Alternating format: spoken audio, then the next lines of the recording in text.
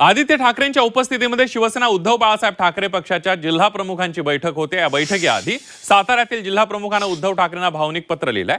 या पत्रातून साताऱ्याचे जिल्हा प्रमुख संजय भोसले यांनी पक्षातील अंतर्गत नाराजी उघड केली आहे। संपर्क प्रमुख आणि नेते केव्हा शिवसेनेचे झाले नाहीत असे आमच्यावर लादले गेले असा आरोप जिल्हा प्रमुखांनी केलेला आहे। 30 वर्ष निष्ठेने शिवसेनेचं काम करूनही त्यांना योग्य दखल घेतली गेली नाही असंही त्यांनी पत्रात नमूद केलंय। अनेकदा पत्र भेटीच्या विनंत्या करूनही पक्षश्रेष्ठींपर्यंत विषय पोहोचू दिला गेला नसल्याचा आरोप त्यांनी केलाय। काही पदाधिकाऱ्यांनी पक्षातील निष्ठावंत शिवसैनिकांना डावलून स्वतःचं राजकारण केल्याचा गंभीर आरोपही पत्रातून करण्यात आलेला आहे।